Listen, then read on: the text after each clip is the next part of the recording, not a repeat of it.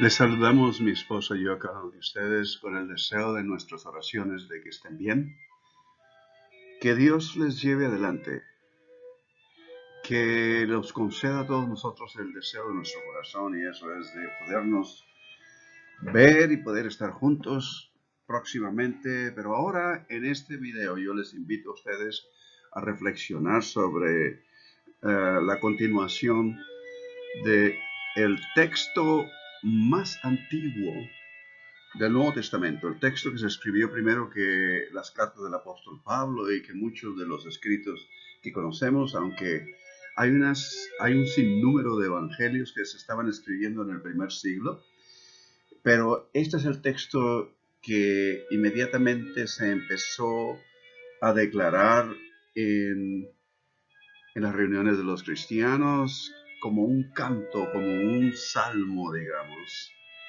y se le dedicaba a Dios, en Jesús el Cristo resucitado. Pero vamos a ver ahora, en esta ocasión, el texto de Filipenses capítulo 2, versículo 9. En Filipenses capítulo 2, versículo 9, tengo la escritura aquí conmigo. En Filipenses capítulo 2, versículo 9 dice, y 10, dice, por lo cual Dios también le exaltó hasta lo sumo, le exaltó hasta lo sumo, o sea, hasta la más exaltación posible, y eso era la exaltación misma en la que Dios solamente puede habitar, y le dio un nombre que es sobre todo nombre, y esto es muy similar a la parábola del hijo pródigo, en el que el padre se quita el anillo y se lo pone al hijo, el anillo del padre, le trae la mejor túnica, la túnica del Padre, y lo arropa, le restaura. En otras palabras, Jesús en Filipenses, como en el Evangelio de Juan, está haciendo una obra de restauración, salvación, redención. Todas son las mismas palabras, tienen las mismas connotaciones de restaurar la condición de algo a la anterior, de una manera absoluta y completa. Entonces, aquí dice, para que en el nombre de Jesús, en el versículo 10, se doble toda rodilla de los que están en los cielos y en la tierra y debajo de la tierra, y toda lengua confiesa que Jesucristo es el Señor, para honra de Dios Padre. El himno de Filipenses, capítulo 2, contiene dos principales secciones. Si ustedes tienen abiertas sus Biblias conmigo, en los versículos del 7 y 8, ¿ah? O 6, 7 y 8, si ustedes quieren agregar el versículo 6 que pertenece al canto. Y estos versículos nos muestran la humillación de Cristo. Y luego los versículos del 9 al 11 nos muestran la exaltación de Jesús, el Cristo. En Filipenses, el enfoque en la primera parte de esta porción, si se las puedo poner a ustedes en la pantalla, la primera parte es la acción de Cristo, en la segunda sección. La acción de Jesús de Nazaret, del Cristo. Y en la segunda parte, en esta porción de Filipenses, el enfoque es en cómo Dios responde a su acción, a su obediencia, como Jesús de Nazaret. Todo esto obviamente se conecta de regreso al principio de la Escritura, allá en el huerto, capítulo 3 de Génesis. Lo que Dios esperaba de su creación era obediencia, porque en esencia no era un plan impuesto, como antes habíamos hablado, de un poder opresivo, de un poder que se impone, sino que esto es un poder que nos trae a nosotros a la realidad, a la verdad absoluta de quiénes somos y para qué fuimos creados. Y en este sentido, esto nos transporta de regreso allá. Y en describir estas partes, nosotros estamos muy conectados al Evangelio de Juan. El Evangelio de Juan habla de una restauración del ser humano, de la restauración de una relación. Eso es en esencia. En la respuesta de Dios a la humillación de Jesús, Jesucristo, en Filipenses 2, esta respuesta en los versículos 9 y 10, si ustedes los tienen ahí abiertos, aparece en 3 secciones cortas que es un estilo literario. La mejor manera de entenderlo todo esto, obviamente, sería haber estudiado el lenguaje bíblico, pero yo les voy a tratar de hacer una explicación tan clara posible. Y naturalmente, la respuesta de Dios es darle un nombre. Nombre es esencial en el texto bíblico, porque el nombre habla del carácter de la persona, quién es la persona, habla de la identidad misma de esa persona. Y por eso dice uno de los más grandes mandamientos: no tomarás el nombre de Dios en vano. Otra cita bíblica dice: Dios no va a compartir su gloria con nada, sino lo que es en esencia lo que viene de la divinidad, lo que viene de lo eterno. Entonces, en ese sentido, tenemos que Dios se conecta con la obediencia de Jesús el Cristo, el ungido. Y vuelvo a repetir, cuando yo digo Jesús el Cristo, estoy diciendo Jesús el ungido de Dios. Ahora, el discernimiento que a Jesús el Cristo se le haya concedido un lugar nunca antes alcanzado, se empieza a declarar en los evangelios después de la resurrección. Por ejemplo, tengamos nosotros en cuenta, digamos, el primer evangelio, que es el de Mateo, donde se declara que a Jesús se le ha concedido toda autoridad, no solamente en los cielos y en la tierra. Vean ustedes comparado con el versículo 10, toda rodilla se doblará en los cielos, en la tierra y debajo de la tierra. Ahora, esto hay que entenderlo, naturalmente. Pero antes de esta declaración de los evangelios, Pablo ya estaba proclamando el evangelio. Es el primero que proclama los evangelios. Claro, Pedro viajó fuera del área de Judá, de esa área donde está Jerusalén, en fin. Y va y predica el evangelio a personas que no necesariamente son judíos o que quizá tengan una conexión con las raíces judías. Y se le considera, de acuerdo al libro de los Hechos, quien por primera vez sale a predicar el evangelio a, entre comillas, gentiles, o sea, no judíos. En la expresión muy de Pablo, y era expresión que en ese tiempo se considera muy, muy general, es decir, al judío y al griego. Y griego se incluía a todas las naciones de diferente tipo de culturas, no necesariamente griegas, pero era porque en tiempos de Alejandro Magno, 300 años antes de Cristo, el imperio griego se levanta y conquista toda esa área que era el mundo de los antiguos, alrededor del mar Mediterráneo, y se extiende hasta la India, allá al este de Asia, por allá, por aquellos lugares. Y naturalmente para el judío del primer siglo era más apropiado decir el judío como el griego, porque todos estaban bajo ese imperio. Después se convierte el imperio que le consideramos greco-romano, el imperio romano. Y naturalmente tenemos esta designación. Y entonces Pablo lo dice en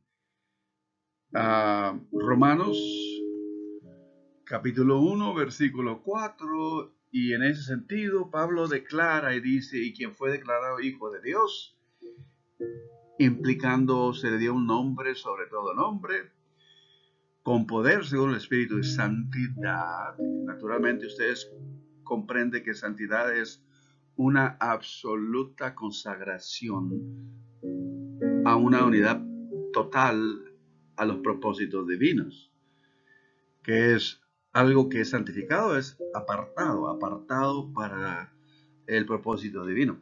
Entonces, como dice, con poder según el Espíritu de santidad, por su resurrección de entre los muertos, Jesucristo nuestro Señor. Y ahí se le está declarando a él, a Jesús, ¿verdad? Como antes dijimos, se empieza a declarar en la predicación de Pablo a los gentiles, entre comillas, y yo digo entre comillas, porque después podemos ver el significado de esto. Y este fue las primeras declaraciones. Una vez más, la declaración de que en el versículo 10 se doblará toda rodilla de los que están en los cielos, en la tierra y debajo de la tierra. Esta declaración es tomado del profeta Isaías, siglos antes de Jesús. Y no es nada otra cosa, sino que lo que comunica es una referencia a la adoración, alabanza, honor, absolutamente que solo pertenece a Dios. Lo voy a repetir, adoración, alabanza, honor, a todo lo que pertenece a Dios. Y estamos hablando aquí, nombre, habla del carácter de Dios. Dios, nosotros conocemos, una de las cosas que nosotros decimos es Dios es amor. Pero esa expresión es muy profunda y compleja, solamente para haberla dicho en unas cuantas palabras. Todo lo que hemos escuchado de Dios, Dios es paz, es lo primero que se anuncia en los evangelios. Gloria a Dios en las alturas, paz en la tierra a todo ser humano. Ese es el deseo de Dios, restauración, unidad absoluta, a una realización completa de acuerdo a los designios de Dios para toda la creación y sobre todo para el ser humano, que es el mayordomo de la creación. Una vez más, pues, esta declaración es declarada, empieza a ser propuesta, y el canto que estamos nosotros escudriñando de Filipenses 2 habla de esto.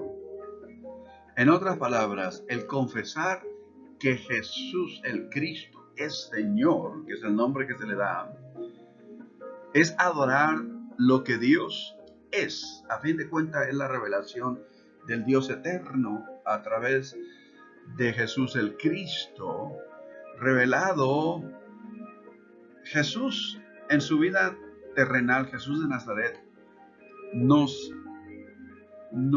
acercamos en la vida de Jesús tan cerca posible a la esencia del carácter de Dios. Y en Jesús, el Señor nos viene a revelar que Dios es humildad y dispuesto a humillación. En Dios no hay egoísmo, no hay vanidad, no hay corrupción. Y eso fue lo que nos metió a nosotros en el lío del Génesis capítulo 3. El día que nuestros los humanos ancestrales de todo el resto de la humanidad, en el relato del texto de la alegoría de Génesis, nos habla de que el momento en que ellos probaron de aquel árbol del bien y del mal, nos metieron en ese mismo lío. De haber nacido nosotros en las luchas entre el bien y el mal. Querer hacer el bien, uno hace el mal por ignorancia o simplemente por una disposición malvada en su corazón. La gente hace el mal para asegurar su vida, porque inmediatamente después de probar de ese fruto hubo primeramente vergüenza. Ay, se cubrieron, no estaban cubiertos, no había conexión directa con el creador de todo lo que existe. Se cubrieron, tuvieron vergüenza y después se escondieron, tuvieron temor. Y eso es en esencia la herencia el DNA de nuestra humanidad. Y entonces, eso fue pues lo que tomó lugar. Y Filipenses capítulo 2, versículo del 6 al 11, nos está relatando cómo en la vida de Jesús de Nazaret, el Cristo, Dios trata con esa restauración. Lo que Jesús Cristo vino a deshacer fue aquello que se estableció antiguamente y vino a reconciliar a la creación con su creador. Vino a haber reconciliación. Esa palabra es muy fuerte. Hay dos tipos de palabra para reconciliación. Kata alazo y día alazo. Pero después, un día de esto, vamos a escudriñar esto. Ahora, Cristo Jesús viene y regresa todo a Dios, al Creador. Como ser humano, viene aquí y en Efesios capítulo 5, versículo 26 y 27, obviamente, el apóstol Pablo nos dice que Jesús va a presentar una iglesia sin mancha ni arruga. Y lo que hace en realidad, si yo les pudiera decir a ustedes, en 2, 3 palabras, pero comprende un escudriñar muy extenso, es que Dios, a través de la comunidad en la iglesia, viene a establecer lo que se empezó a establecer en el huerto. O sea, el huerto viene de regreso ahora a establecerse en la comunidad de los que siguen el ejemplo de Jesús, que son los cristianos. Por eso tenemos la palabra que viene de Christos, que viene de ungido. Son aquellos a los que Dios capacita pero antes de eso tiene que haber una completa, absoluta entrega, obediencia. Y esa es de donde la palabra fe viene, pisteosin, que es una obediencia absoluta a una unidad completa entre Dios y la creación. Y es lo que Cristo vino a ofrecernos y va a presentar, dice Efesios, el texto de Efesios, una comunidad, una iglesia sin mancha ni arruga. Mancha es sin pecado, arruga sin ninguna enseñanza falsa, por decirlo así, sin ninguna enseñanza deficiente, sino que la revelación pura del corazón de Dios a través de la escritura, el aliento de Dios, lo que Dios habló. Y naturalmente viene a ser conectado con la sabiduría de Dios que desciende y se encarna en la vida de Jesús de Nazaret. Y la sabiduría es lo que ahora todos tenemos acceso. Podemos orar, podemos pedir a Dios sabiduría para discernir, para claramente saber qué es lo que Dios nos está diciendo y qué es lo que uno tiene que hacer en su vida diaria. En de tal manera que Filipenses capítulo 2, versículo del 6 al 11, es el pasaje más antiguo de la escritura del Nuevo Testamento y Pablo usa esta porción para describir la preexistencia de Cristo. Fíjense bien, estamos hablando no de Jesús de Nazaret, sino de Cristo, la unción que vino a poseer la vida de Jesús de Nazaret. Jesús tiene un principio, un fin. Pero Jesús, el Cristo que se encarna, el que se encarna en el Jesús, es eterno. Y este pasaje es similar a otras porciones de la Escritura. Por ejemplo, en el capítulo 8 de 2 de Corintios, versículo 9, Pablo lo describe de esta manera: se hizo pobre siendo rico, para que nosotros, siendo pobres, fuéramos enriquecidos con lo eterno. Nos dio una herencia. Y este es el lenguaje de la encarnación de Cristo. Ahora, en Filipenses capítulo 2, nosotros hablamos, se describe el proceso. Obviamente, si ustedes lo tienen ahí en sus Biblias, pueden verlo. Se describe el proceso de Cristo viniendo a la humanidad en dos etapas. La primera etapa, si ustedes ven en el versículo 7, es donde dice, sino que se despojó a sí mismo tomando, pero antes de eso, perdón, el versículo 6, el cual siendo en forma de Dios, no estimó el ser igual a Dios como cosa que rehace, sino que se despojó a sí mismo tomando forma de siervo, hecho semejante a los seres humanos. Es otra palabra. En la primera etapa se hizo ser humano, antropos. Ahora, y en este sentido la palabra antropos, naturalmente, lo vuelvo a enfatizar para que ustedes lo recuerden, no tiene en específico un género en específico, sino tiene ser humano, es prácticamente lo que describe. Se hizo un ser humano, expuesto a las luchas, los conflictos, los retos, todas las cosas que un ser humano atraviesa. Y después se hizo siervo. Siervo, naturalmente, porque ahí lo declara primeramente, pero junto con eso, antes de ser siervo, tiene que ser un ser humano. Y esa es la expresión que en Juan se describe, el Hijo del Hombre. Es como decir el modelo de lo que la humanidad debe de ser en Jesús de Nazaret, el Cristo. Entonces, de ahí se hace siervo, se hace esclavo. Vino, dice Jesús en la predicación de su evangelio.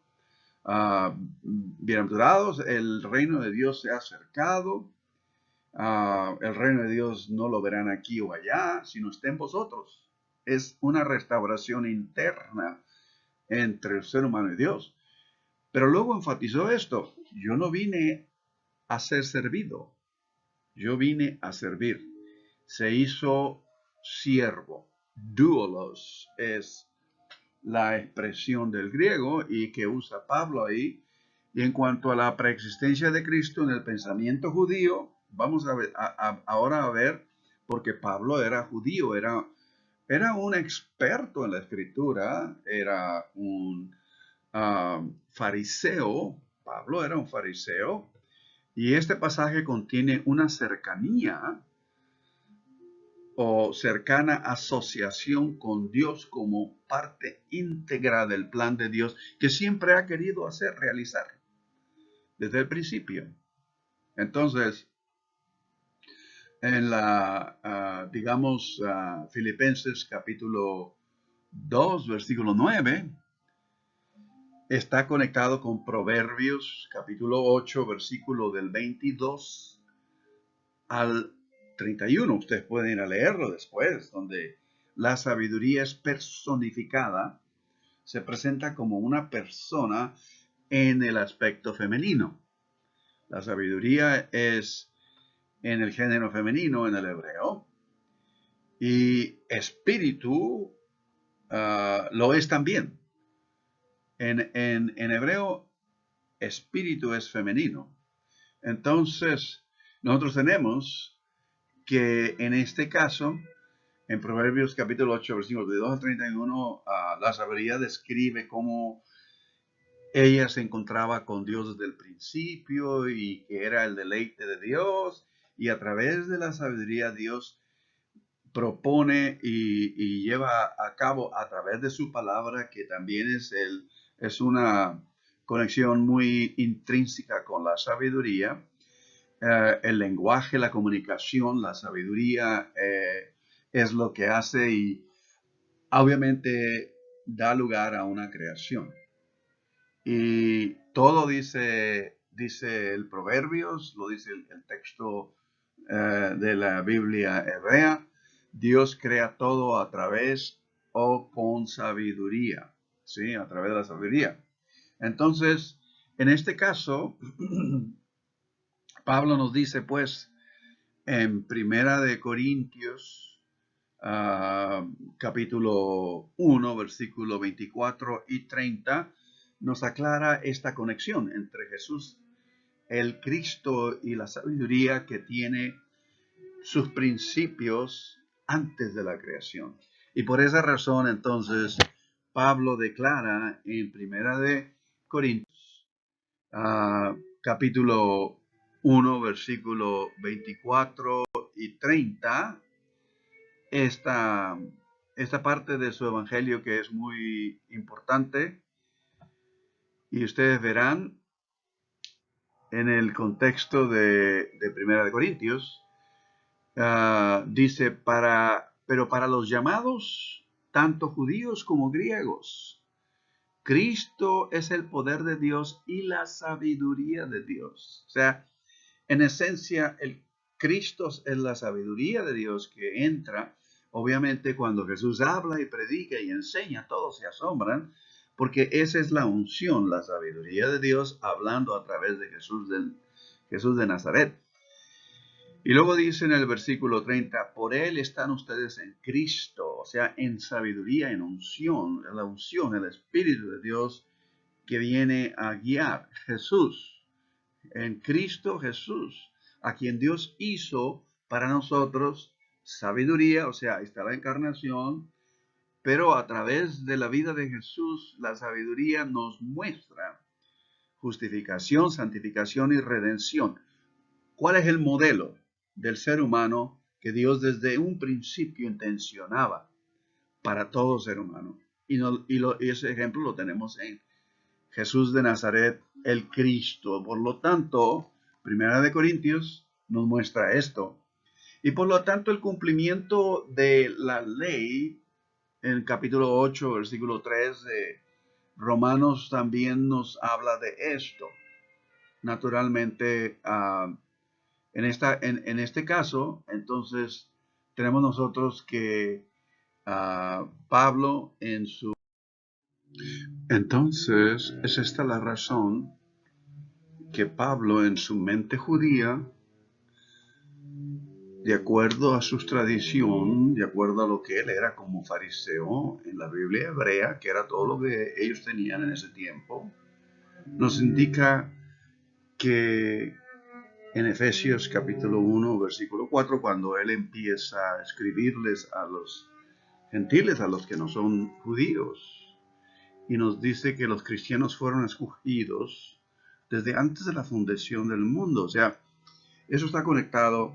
No es un nuevo grupo, no es algo nuevo que Dios está haciendo, es lo que siempre Dios intencionó. O sea, está hablando de que Jesús, el Cristo, y de acuerdo al lente del Evangelio de Juan, como Hijo del Hombre, nos muestra verdaderamente la verdadera, lo que el ser humano debería de haber sido desde el principio. Y en este caso, en Romanos 8, capítulo 8, versículo 3, perdón, asimismo dice, nos escogió en él desde antes de la fundación del mundo para que fuésemos santos y sin mancha delante de él, que es delante de Dios.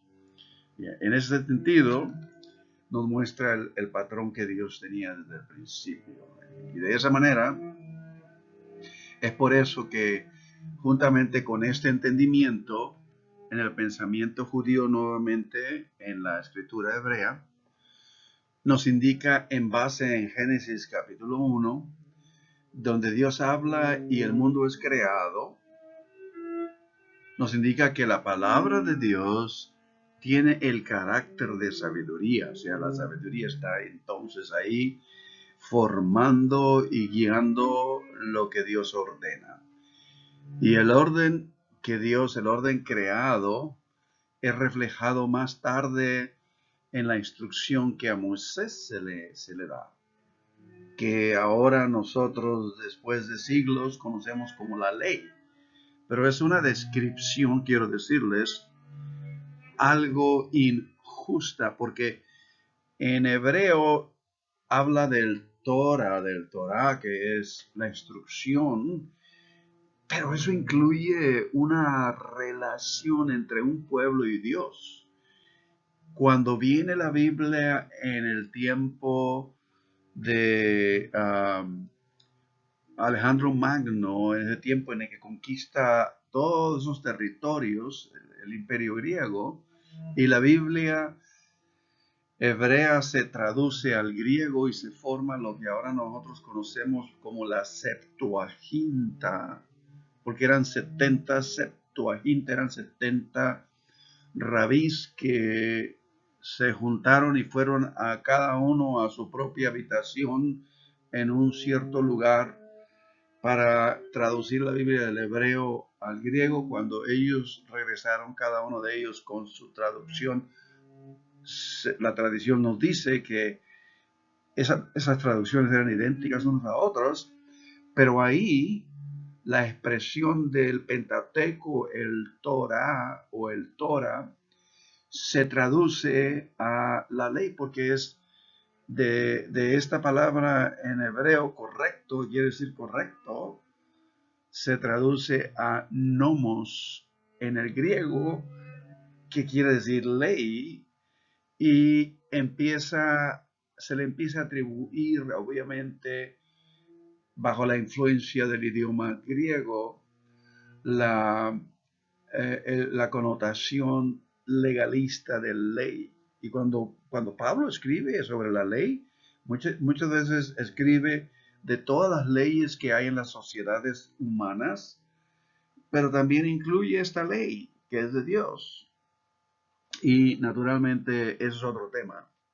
Pero cuando Pablo cita intensamente este himno intensamente descriptivo, lo hace en Filipenses capítulo 2, versículo del 6 al 11.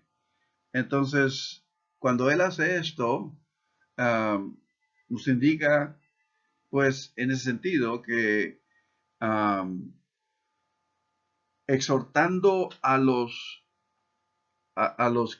que van a escuchar, quiero decirle a ustedes que en el primer siglo la mayoría de la gente no leía, no leía. Entonces, la escritura, cuando se da en el tiempo antiguo, no se da para que todos la lean, pues nadie puede leer, un 2% de la población, si acaso. Pero lo que se hace es para que se lea en alta voz. La escritura siempre, si se abría una porción, una carta, o se abría una porción de la escritura, un salmo, o se cantaba, o se leía en alta voz para que todos escucharan. O sea, el aprendizaje era auditivo en tiempo antiguo. Y cuando esto se hace, Pablo manda la epístola de los Efesios enfatizando este mensaje, y al decirles a ellos en el capítulo 2, versículo 2, completad mi gozo, completad mi gozo. Esto indica que en él escribiendo aún en la condición en la que escribe, obviamente, estando encadenado a un soldado romano, esperando su ejecución. Ven ustedes el capítulo 1 de Filipenses, versículo 20 al 21. Conforme a mi anhelo, esperanza de que en nada seré avergonzado. Antes bien, con toda confianza, como siempre, ahora también será magnificado Cristo en mi cuerpo, o por vida o por muerte. No sabía si de esa condición él iba a salir vivo, obviamente. Pero la manera en la que los mantenían seguros era encadenarlo a él, sobre todo por el tipo de situación en la que él estaba como soldado, a un soldado romano encadenado a ese soldado romano. Y sobre todo porque él era ciudadano romano también. Y naturalmente ahí nos dice que Él les escribe y les dice como con ruego, la expresión es, completad mi gozo, ¿sí? Ah, y luego les dice en el capítulo 1, previamente, dice, Cristo será en mí magnificado, ya sea por vida o por muerte, y ahí viene la expresión en ese momento, sin saber qué iba a pasar próximamente, en la que Él cita que nosotros hemos escuchado muy comúnmente, porque para mí el vivir es Cristo y el morir es ganancia. De modo que al borde de su ejecución, Pablo es sustentado por esta experiencia, y yo digo kenótica en Cristo. O sea, en este momento Pablo está pensando en la disposición de la unción de Cristo en el Jesús de Nazaret, de uh, despojarse de todo, porque ese es el carácter de Dios, humilde y dispuesto. En Dios no hay, como dijimos, en Dios no hay egoísmo, no hay egocentrismo, no hay vanidad. Y en ese sentido, Él les dice, para mí el vivir es Cristo y el morir es ganancia. Pero al borde de esa ejecución, Pablo les suplica este gozo en el que Él habla, completad mi gozo. Este gozo viene a ser completo y caracteriza la realización de la koinonía. Cuando todos tenemos esa disposición kenótica, kenosis, de la palabra kenosis, que es de despojarse uno de lo que no es Dios, y no aferrarse uno a las cosas en las que como muy ser humano, vulnerable, incierto y muchas veces abrumado por la vergüenza, el temor y el querer asegurarse de algo. Muchas veces el ser humano se aferra tanto que pierde visión de realmente lo que Dios le muestra, y esas son algunas de las enseñanzas de el Evangelio, como cuando Jesús viene caminando por el mar y le dice a Pedro, ven. Cuando Pedro ve la tormenta, es cuando viene el temor, muy parte de su DNA como ser humano, y se hunde. Y eso es lo que sucede emocional, mentalmente, en fin, en toda persona.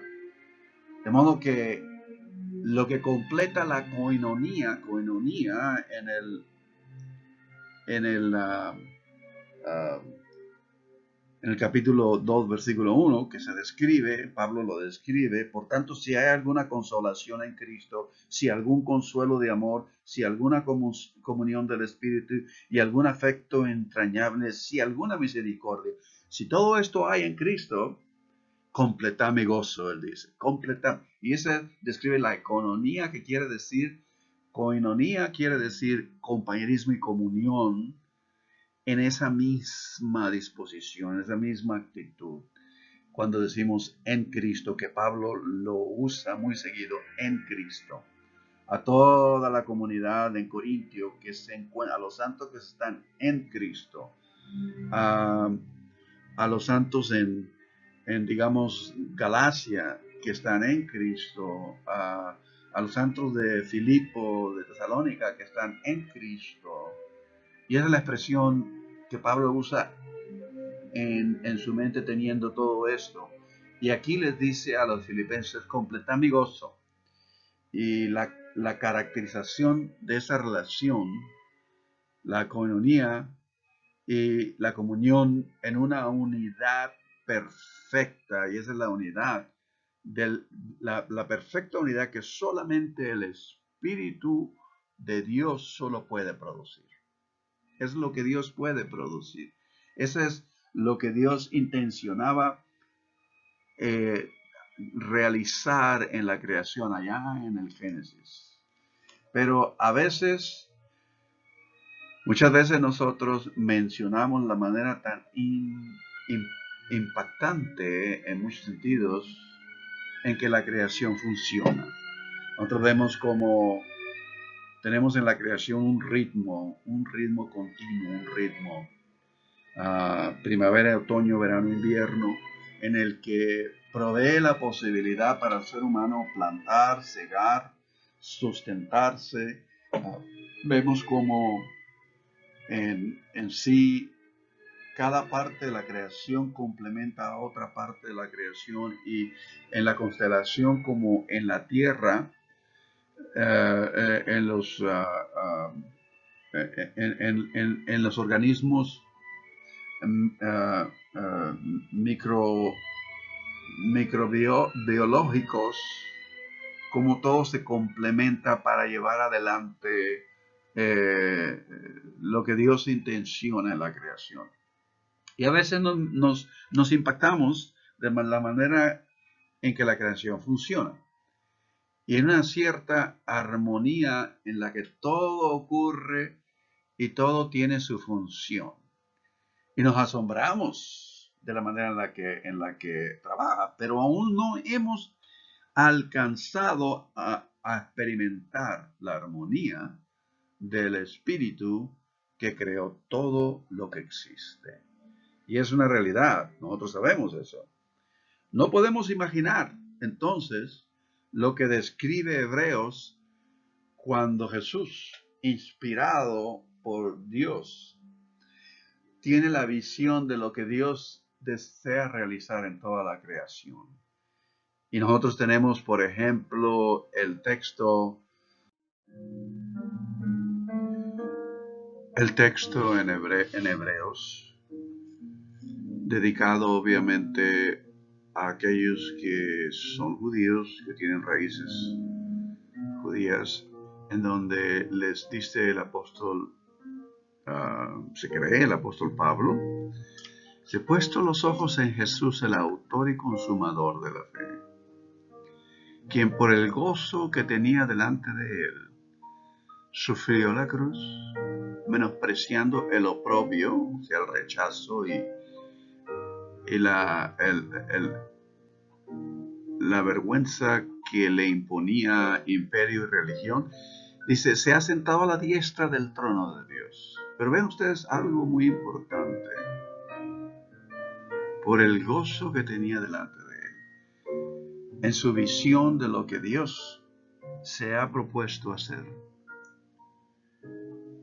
Una unidad absoluta, una unidad completa, una conexión. Eso es lo que añora el ser humano.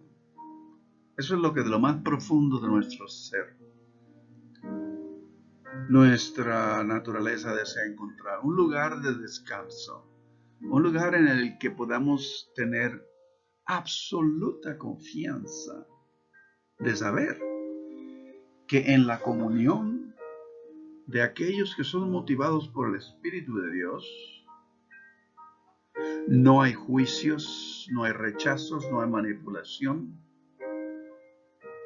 no hay crítica, sino al contrario, hay apoyo, hay libertad, todos tienen el más intenso deseo de el mejor propósito de unos para otros, y hay confianza absoluta, porque Dios inspira la confianza, inspira la esperanza, dice el apóstol Pablo, y la esperanza no avergüenza. No es algo que ponemos nuestra confianza que después nos va a traer pena, sino que es segura. Jesús, pues, sufrió la cruz menospreciando lo oprobio y se ha sentado en la diestra del trono de Dios, porque tenía esta visión que Dios le había dado. A fin de cuentas, esa armonía absoluta era lo que él oró antes de ir a hacer, antes de entregar todo su ser. En el capítulo 17, que es la oración de Jesús del Evangelio de Juan, dice, y yo en ellos, y tú en mí, para que sean perfectamente unidos, para que el mundo conozca que tú me has enviado, que verdaderamente ellos sepan, que os entiendan, y que los has amado, tanto como a mí me has amado. Dice Jesús, conoceréis la verdad os hará libres. Y esta es la vida de Jesús de Nazaret, el Cristo. Yo quiero decirle a ustedes que no hemos terminado de entender todo esto, inclusive de este canto, de este himno de Filipenses capítulo 2, versículo del 6 al 11, o del 5 al 11, si ustedes quieren incluir inclusive el 5. Haya pues en vosotros ese sentir. Entonces, a esto hemos sido llamados. Yo les invito a ustedes a que oremos en esta hora.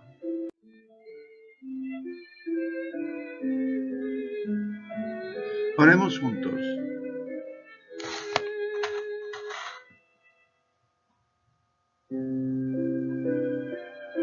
Bendito Dios, gracias por amarnos tanto como amaste a Cristo, como amaste a Jesús de Nazaret, como nos amas y nos has entregado la misma unción y el mismo poder de restauración que nos transforma a la imagen del ser perfecto en Cristo Jesús. Guíanos, guárdanos, protege a nuestros seres amados, protege a todos los que en los hospitales se encuentran luchando con este virus. Libérales, oh Dios. Sana el dolor y el quebranto de las familias que pierden seres amados. Y ayúdanos a servirte en espíritu y en verdad. Tráenos la plena salud física, mental, emocional y espiritual. Y tu nombre sea glorificado en todo lo que hacemos, hoy y siempre, en Cristo Jesús.